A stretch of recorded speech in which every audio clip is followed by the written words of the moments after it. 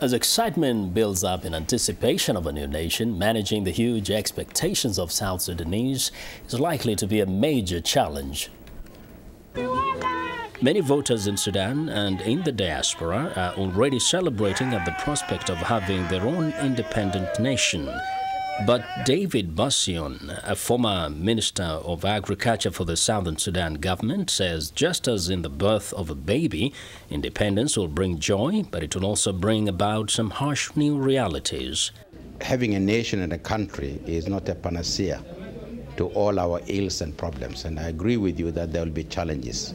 And therefore the challenges the South will face will be one of sacrifice, in which they have to sacrifice and actually tighten their belts and know that there will be delivery of basic services, but they may not come overnight. Southern Sudan is endowed with oil wealth, but over the years there has been very little development in the region.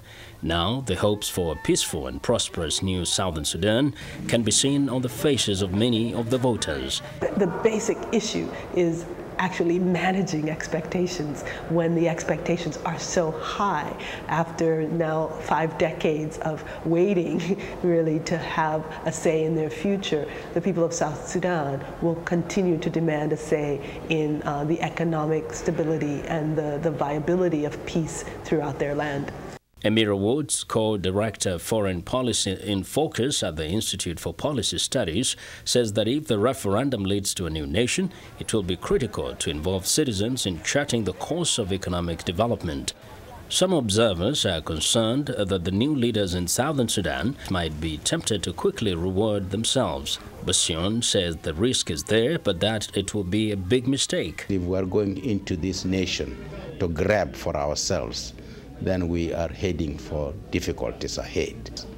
There will be a question of showing by example, denying ourselves, showing to the people that we can deny ourselves. Even if we place in high positions, we will consider our responsibilities as sacrosanct and a duty to our people. The semi-autonomous government of South Sudan, which has been in power for the last 5 years, has been accused of corruption and the favoring of some ethnic groups over others. I think the one common thing that Southerners decided on and have kept to was that during this difficult period, we will close our eyes to what is really happening around, whether it is corruption, failure, inefficiencies. We were single-mindedly, we wanted a nation, a country, and therefore we were prepared to pay any price. But now that we are paying the price as of today, we expect a different environment. Bassion says the leadership of an independent South Sudan must adopt a new way of thinking and relating to the citizens. If it happens, the birth of a new South Sudan will emerge nearly 50 years after most African nations won their independence from colonialism. Analysts see this as an advantage and an opportunity that should not be wasted. Well, I think clearly the new leadership of South Sudan have a lot of models to follow, whether it's leadership that has emerged in the continent, but I think an asset that the South Sudanese have is the fact that they have such a diverse diaspora.